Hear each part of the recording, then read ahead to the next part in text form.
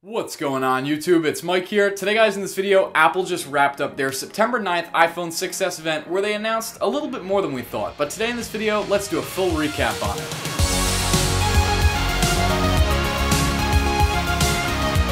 So you'll have to excuse me if I'm looking at my phone a bunch of times here because Apple just went all out today with their September 9th, 2015 announcement. And besides showing us the new iPhone 6s and iPhone 6s Plus, they really just went off the boards and they said, you know what, we're not even going to do an event next month. We're going to bring the iPad together right now. We're going to talk about it all. And they really showed us some really awesome things. And so I'm going to try and cover everything in this video for you guys today. So the first thing is the brand new iPhone 6s and iPhone 6s Plus, which right off the bat we expected. We've been expecting it for months and we got all the rumors together and they pretty much matched up exactly to what we thought. In the iPhone 6s comes all new 3D Touch, and it's got a lot more features throughout the OS that just makes it a lot easier. There's a lot of shortcuts here and there that you'll find just making operating the OS a lot easier. The rear construction of the iPhone 6s is constructed of the 7000 series aluminum that's used in the Apple Watch Sport, just as we expected, and just as Lou from Unbox Therapy bent in his latest test. It's finally in the new iPhone, so hopefully they won't be bending as easy. Followed by that, we didn't get the sapphire glass that I hoped for, which I'm still really disappointed about. But instead, we did get much stronger glass that's going to cover it this time. Hopefully it won't be cracking as bad, because I have seen way too many cracked iPhone 6s. Now, the iPhone 6s also brings 64-bit architecture. That's not new news, but the new news is the fact that it features Apple's all-new A9 processor chip, followed by the M9 coprocessor chip. Together, they will work to provide the fastest and best experience. And with a fast processor like that, Apple also boosted the LTE and Wi-Fi bands within the iPhone 6s to make it much faster when connecting to the internet. I know I'm going to hear a lot of you cheering on this one, and Apple finally threw in that 12 megapixel camera, finally jumped from 8 megapixels, which has been the same since the iPhone 4S, which also comes with a new 360 panorama mode, and yes, finally, 4K video. And no, Apple did not forget about that front camera. As a matter of fact, it's going all the way now to 5 megapixels, and just like Snapchat, but better, it's going to have front-facing Retina True Tone flash. Apple, could you make this any better? And after taking all of those new photos with your beautiful 12 megapixel camera on the rear, you can actually play back photos now with this new thing called Live Photos. It's simply most likely an animated GIF file, which plays back, and it shows a little bit more of that moment when you take really nice, crisp pictures, or a picture of a moment that you just can't forget. It takes a couple of pictures within about a second and a half, so you always have that memory in sort of video form, but it's a picture. It's pretty cool. Now the phones will be available in gold, silver, space gray, and a new rose gold color option, which really looks a lot more like pink.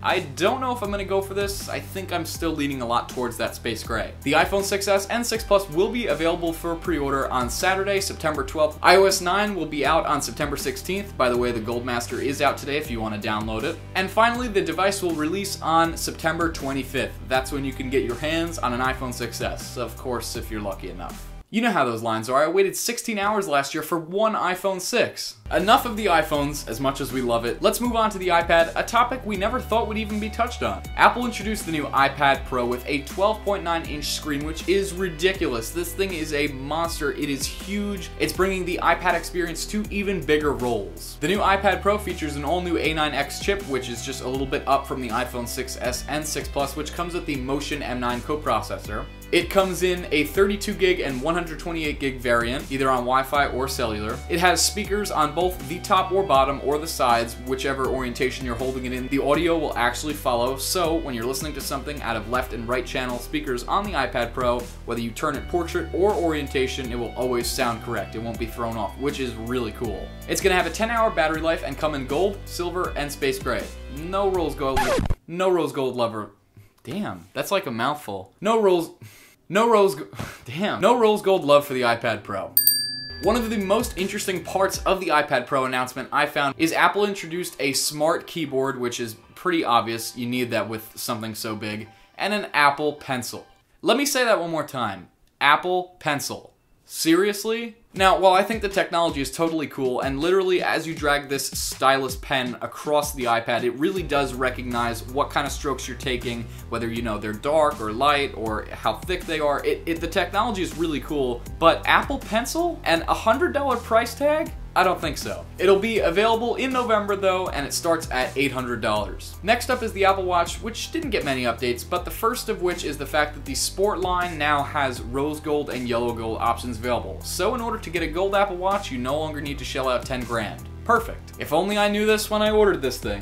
There's also a ton of new sport bands, including product red ones that Johnny and I have previewed a couple months ago at a fashion event. We were kind of expecting that. It's cool to see. Followed by this is an all-new Apple Watch Hermes exclusive collection. Hermes and Apple have teamed up together to go ahead and bring a bunch of different combinations with the specific Hermes straps that people have loved for years, and those will be available starting October 2015. And finally, watchOS 2 is shipping the same day as iOS 9, which is September 16th, and the GM is also available today. If Apple were to announce a new watch today, I think I would have taken this frickin' thing off my wrist and thrown it at the wall. I need to stop spending money on you, Apple. And finally, we got an update on the Apple TV, and it's a big one. So the Apple TV 4 is a little bit bigger and thicker than the previous set-top box, the Apple TV 3, but it's for a good reason. Finally, the new Apple TV is up to par with specs with similar iOS devices, but the best part about it is a completely revamped UI, which includes Siri. Now with Siri, you'll be able to control the entire TV simply by pressing a new Siri button on the remote, which we expected, of course, from previous rumors.